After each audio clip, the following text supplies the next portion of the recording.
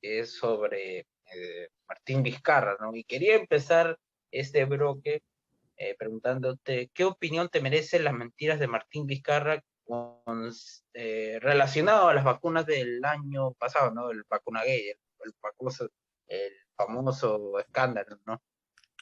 No, terrible, ¿no? Fue una completa burla a la población. Él afirmaba que no se había vacunado, cuando si era cierto. Hasta ahora dice que es parte de un ensayo clínico, cuando algo básico de un ensayo clínico es que como tú no sabes si te vacunan con el ciego, o sea que están buscando con un placebo, con agua, o con la vacuna, porque es parte de la metodología del ensayo, ¿no? Él sabía que estaba vacunándolo con la vacuna de Sinopharm. Y si bien está en fase 3 él mintió, ¿no? Porque sabía lo que estaba haciendo y siguió mintiendo. Y yo me acuerdo mucho de este show lamentable, ¿no? Mientras era candidato con Anel Salaverry en una conferencia de prensa, con una enfermera al costado saliendo, no, no tengo, no, yo me he puesto un placebo, pero de acá sale que no tengo anticuerpos, lo cual no tiene nada que ver, usó una cosa para decir, fue muy penoso. Y una persona que constante mentira, ¿no? Que para mí en ese sentido le ganó a Ollanta y a Nadine Heredia. O sea, a ver, yo te pongo desde Paniagua, porque Fujimori ya sabemos, desde Paniagua hasta Castillo, el que se lleva la estatuilla de oro sería Vizcarra. Yo creo que sí.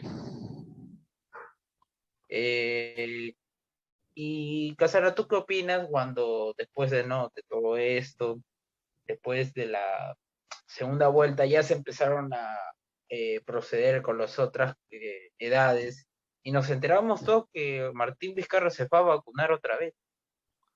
No, fue un acto de cinismo completo y encima lo celebró con foto y todo, ¿no? Que es el mismo caso, pues, de muchas personas que se vacunaron en el extranjero y se volvieron a vacunar acá. Hubo otros que no, otros que ingresaron una dispensa y ya estoy vacunado, pero no quitándole una vacuna, encima Pfizer, ¿no? La mejor vacuna, porque en San Isidro, que es donde le tocaba vacunarse a él, estaba la Pfizer, ¿no? Y un completo acto de poca honestidad, ¿no?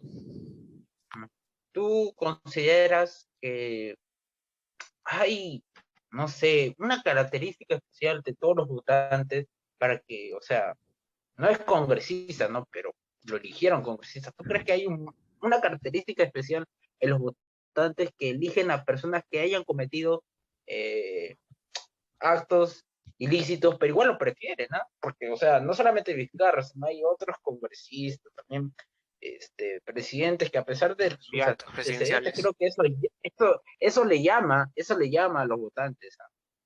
Sí, pues es entre pocas opciones, digamos, limpias para elegir, por el producto de una clase política muy golpeada y de un sistema político de elección muy rudimentario, ¿no? Hay una reforma política incluso que es importante que sea para elegir mejores personas, pero también, ¿no? Y lamentablemente Mm, muchas veces se dice que los gobernantes son reflejos de la sociedad, ¿no? Y la sociedad muchas mm. veces que está acostumbrada a elegir, yo personalmente cuando he hecho campañas, ¿no? La gente te pide que le regales algo para que vote por ti, si le das solamente un volante te tratan mal, ¿no? Dicen quiero dame algo, una llave, un llavero, perdón, una caja de Sí, fósforos, hasta canastas navideñas te piden, o sea, está muy el tema de mercancía, de las campañas políticas y la poca ética también para elegir.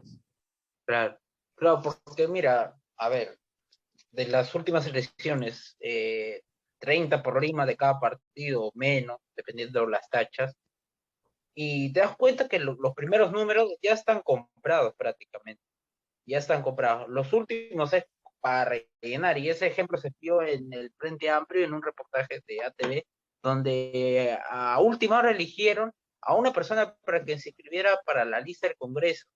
O sea, hay personas que sí tienen la voluntad de servir al pueblo, ¿no? Pero lamentablemente, como tú dices, a veces esas palabras, a algunos no les interesa y prefieren, ¿qué me vas a dar a cambio? Ah, te regalo mascarilla, ya, te recuerdo, calendario esto. Y creo que así va a pasar y nunca vamos a tener un cambio verdadero. Sí, es importante la reforma política, como te digo, hay formas de elegir mejor las primarias, es justamente para evitar este negociado en los cupos en las candidaturas. ¿Por qué? Porque en las primarias, al haber una lista abierta, o sea, se elimina el voto preferencial a cambio de una lista abierta, es decir, se presentan 50 candidatos por el partido, digamos, digamos, el partido ecológico, por no decir ningún partido, y esos 50, cada uno tiene su número y tú votas por el que quieras, ¿no? En unas elecciones previas a las elecciones, digamos, generales, y digamos, el candidato con el número 15 es el que saca más votos y va con el uno. Con el número 24 saca dos, ese segundo saca y va con el 2 así. Y así como que se hace algo más democrático, donde participa toda la población y se evitan estas repartijas, ¿no? Ujú. Eh, Mateo, la siguiente pregunta que te quiero hacer es, ¿qué piensas de los detractores de Vizcarra? ¿En qué parte estás de acuerdo? Bueno, sí, yo estoy de acuerdo mucho en que Vizcarra hizo un mal gobierno, más allá de, sobre todo enfocado en el tema de la pandemia, ¿no? Que un manejo pésimo de la pandemia desde en un enfoque punitivo, con medidas equivocadas, no comprando vacunas, cuando decía que las había comprado y vacunándose en secreto. Partiendo, hay muchos detractores que tienen la razón, mucha gente que quizás desde el inicio dijo cómo era y digamos por temas que era un gobernante también populista, la gente se dejó llevar, pero también ¿por qué Vizcarra llegó a tener tanta popularidad en su momento? Fue porque la clase política que le hizo frente fue una clase política pues que cometió muchos errores, que digamos no estuvo a la altura. Recordemos el Congreso que disolvió en el año 2019. Si bien este es un acto cuestionado, ¿por qué casi el 90% de la población apoyó esa disolución? Y fue nada más y nada menos que porque era un Congreso pues de políticos torpes, muy torpes, un manejo muy abusivo de las leyes, poca preparación, y digamos, un manejo muy autoritario, muy que llevó a la gente a indignarse y a estar con Vizcarra por simplemente la clase política que se le oponía, ¿no? Y es bueno tener la reflexión, ¿no? Una clase política que en un momento cometió un error y tener autocrítica para que eso no se vuelva a repetir y ningún otro gobernante populista se aproveche, ¿no? De Ujú. esto. Sí. Eh, Mateo, ¿cómo calificarías el gobierno de Martín Vizcarra? Si pudieras definirlo con una sola oración, ¿no? Creo que lo que me dijiste ahorita de que sí disolvió el Congreso, un Congreso prácticamente obstruccionista, ahora sí obstruccionista, porque por la cantidad de congresistas que tenía en ese tiempo Fuerza Popular, no ahora porque creo que todo está dividido, ¿no? Todo está dividido, pero ¿cómo lo definirías eh, al gobierno de Vizcarra, ¿no? Porque hay que rescatar siempre algo bueno, ¿no?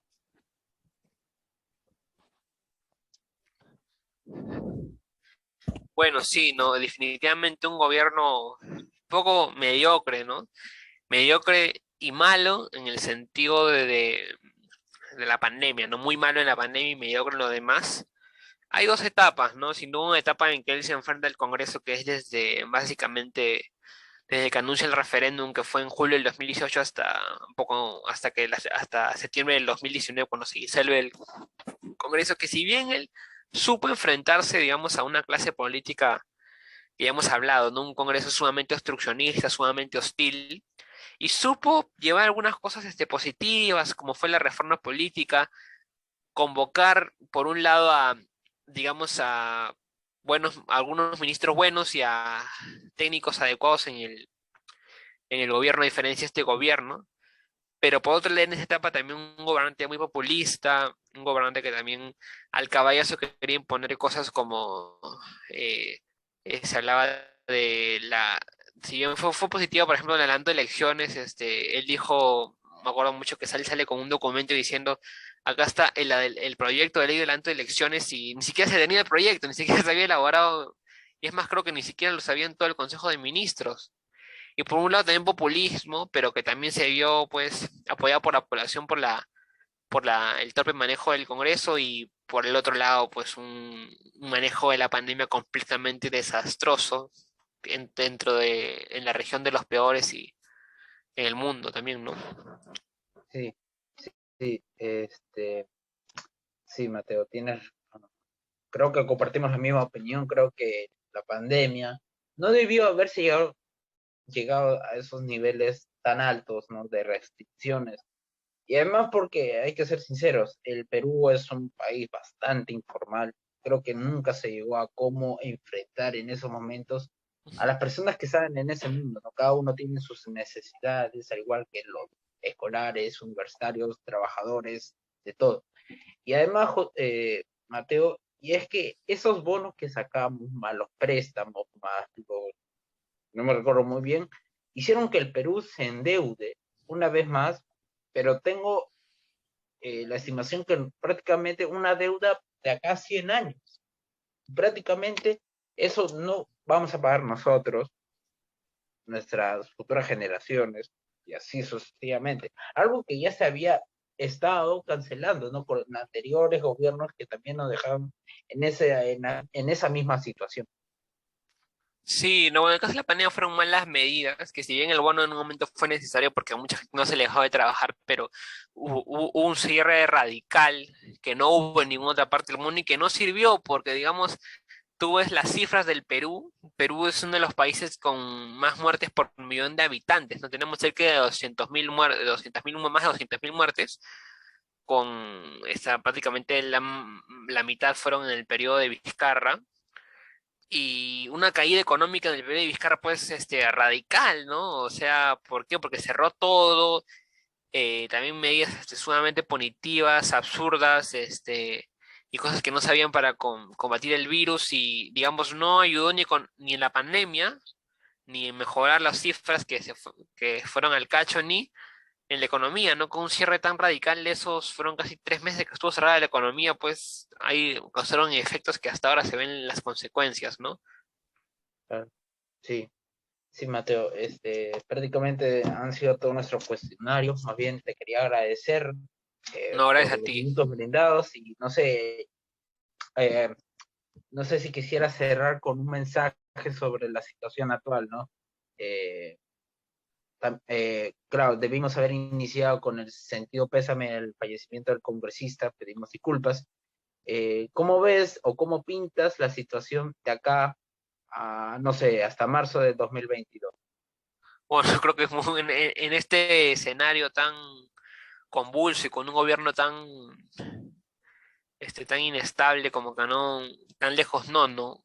Vayámonos a noviembre, que es, por ejemplo, donde se va a reanudar la votación de la confianza de la Premier, Mirta Vázquez, luego de, bueno, de que, como mencionaste, ¿no? El martes se viese interrumpido por el penoso fallecimiento del congresista Herrera.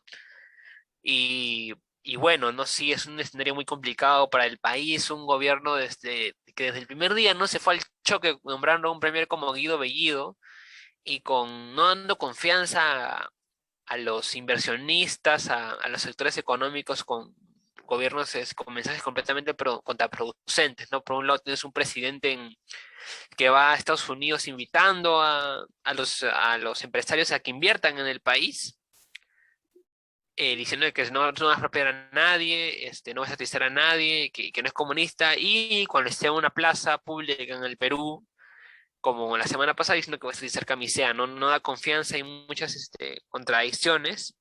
Se vieron algunos gestos positivos, como fue la ratificación de Julio Velarde y su directorio, normalmente una persona como Mirta Vázquez, que es moderada, a comparación con Guido Bellido, ciertamente, pero contradicciones, con, da- echándole la plana a su propio ministro Pedro Franque, y un escenario muy preocupante, ¿no? No sé si la primera obtenga el voto de confianza. Hay cuestionamientos, como el presidente que con su declaración de gas de camisea ha abierto una nueva confrontación con el poder legislativo, y como ministros cuestionados, ¿no? Que es el ministro del Interior, Barrenzuela, que tiene vínculos pues Se con rompe. Cocaleros y cuando fue policía con un historial pésimo, y Gallardo, ¿no? Que está vinculado a los sindicatos del presidente, ¿no?